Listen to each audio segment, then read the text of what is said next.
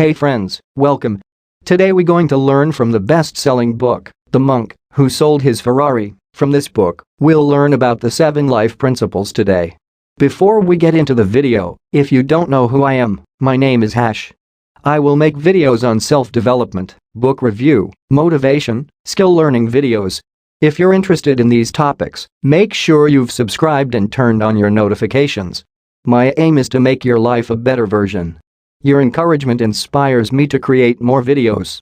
Okay, let's get started. Julian was a well-known and wealthy lawyer. He owned a large mansion, a Ferrari, and a private plane. Despite having accomplished everything in his life, they were dissatisfied.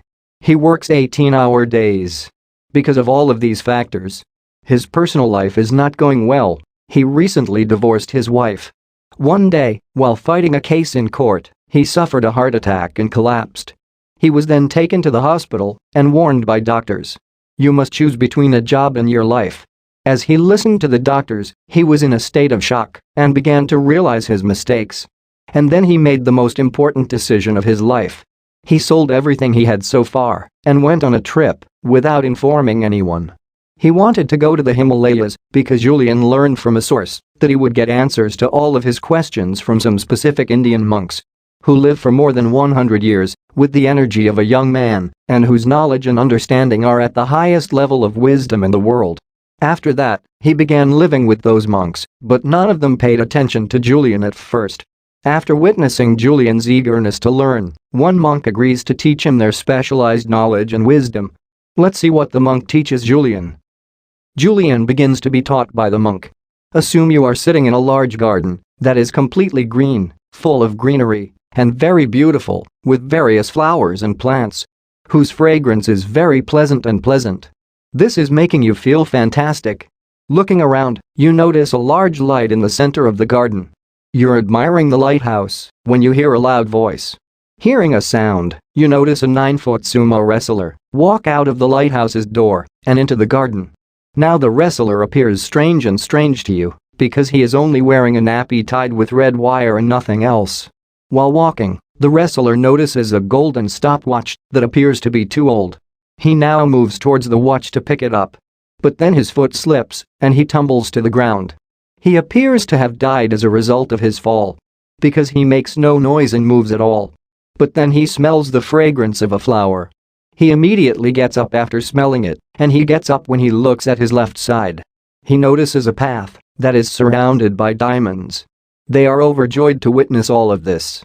He is overjoyed to see all of this and begins walking down the path to a place where all happiness can be found. Julian finds this story strange. He apologized to the monk, saying, "I am truly sorry, but what does this strange story mean? I haven't understood. Is this a joke?" Monk responded, "No, it's not a joke. I was thinking about how I could teach you the wisdom that we had accumulated over the years. In less time and with less effort, I devised this method. This isn't your typical story. 7 of life's most important principles are hidden in this story." That monk has explained those 7 principles to Julian in a clear and concise manner, which I will explain in my own words in this synopsis of The Monk Who Sold His Ferrari. So let's get started. The garden, mind control is the book's first point. The story began with a lush green garden. This garden represents our brain.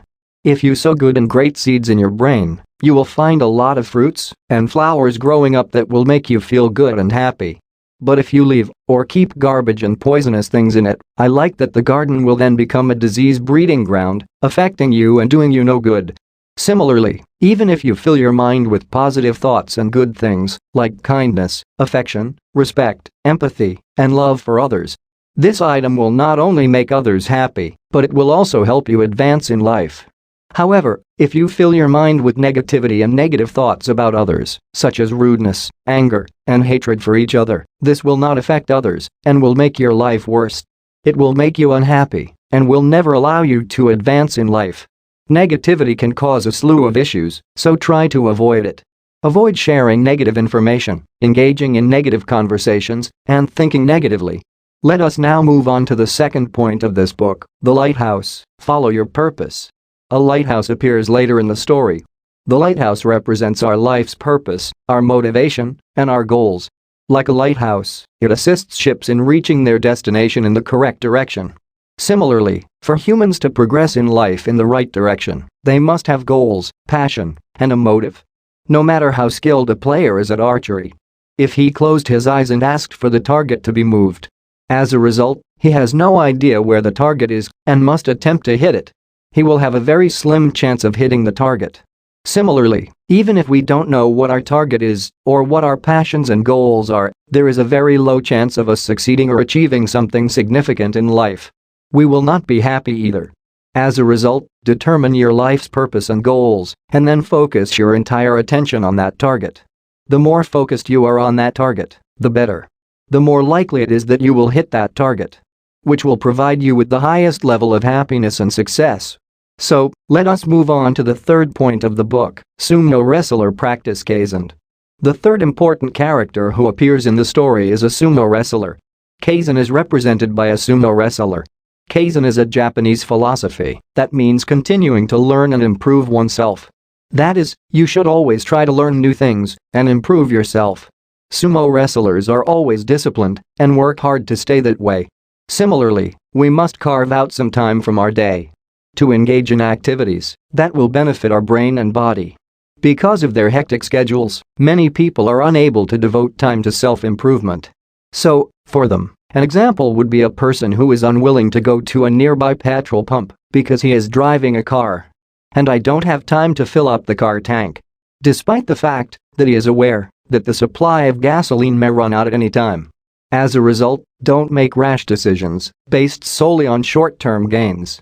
Take time out of your busy schedule to work on yourself, both mentally and physically. As a result, you will be able to reach your destination without incident. Cable wire, live with self-control and discipline is the next point in the summary of the monk who sold his Ferrari. The fourth important element that appears in the story is the wire cable. This is a minor detail, but sumo self-respect is at stake. The cable represents self-control and discipline. Many small thin wires connected together form a cable, as you may have noticed. The thin vulnerable wires are quite weak on their own, but when combined, they make the cable stronger than iron. Similarly, our self-control and discipline are made up of small things. For example, instead of eating unhealthy foods, choose healthy foods to develop self-control. Instead of a cold drink, drink water, and instead of a lift, use an elevator. Taking the stairs instead of reading useless articles, read at least one page of a good book. Discipline is getting up early, rather than sleeping late, etc. All of these minor details may appear insignificant to you, but they will have a significant impact on your life. Replace your small bad decisions with good ones, and you will improve your self-control and discipline, both of which are essential for a happy and successful life. So, the monk who sold his Ferrari's next point is stop watching, respect your time. The fifth point that comes to mind is there was a stopwatch in the story, which represents a period of time. Every human being, no matter how rich or poor, has the same amount of time, which is 24 hours a day. It cannot be less or more than that. But it is the passage of time that separates the rich from the poor. The way a person spends his or her time. A poor person does not value time, does a lot of unproductive things in a day, wastes time, and procrastinates. Whereas a successful person values time and uses it wisely. This does not imply that he works 24 hours a day and does not enjoy his life. But he manages his time wisely so that he can work as well as play, and he can do both in the same 24 hours. So, the next point in the monk who sold his Ferrari summary is fragrant roses, selflessly serve others. The sixth element of the story is the fragrance of a flower. In Chinese, it is said that a little fragrance remains in the hand that gives flowers to others. In this case, the flower and fragrance represent a social cause. Helping others without considering our own interests. No matter how wealthy a person becomes, no matter how many crores and millions he earns, he will not feel the same sense of accomplishment that a human does when he helps another person. As a result, you will notice that a person who earns a lot of money in his life and grows tired of it begins to spend the majority of his money on helping others. Because this thing provides them with genuine happiness and satisfaction. So, if you want to be happy, start by selflessly helping others. This will provide you with genuine fulfillment and happiness. The path of diamonds, embrace the present, is the next point of the monk who sold his Ferrari summary. The last thing that appeared in the story was the path of diamonds, which the sumo wrestler followed and began walking towards. This path of diamonds, or only diamonds, represents our present. We are currently living in a moment.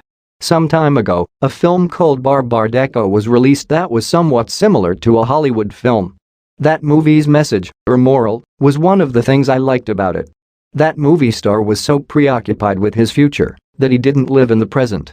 As a result, just like water, his life and special ones slip from his grasp, and he is left alone, sad, and dissatisfied with his life. As a result, it was a film, and the actor had a chance to do everything correctly. In reality, however, this is not possible. People in real life are so preoccupied with their past and future that they forget to live in the present. The most effective example of embrace the present was when they were children. They thought, we'll enjoy it as we grow, but as they grew older, they realized childhood was the best. When they get older, they realize that it was better to be young. They never live or enjoy their present in this way. Some believe that when I earn a lot of money, that is when I will enjoy it, and that when I have a car, that is when I will truly enjoy it. No, that is not correct. Money is a wonderful thing, and you should strive to earn it.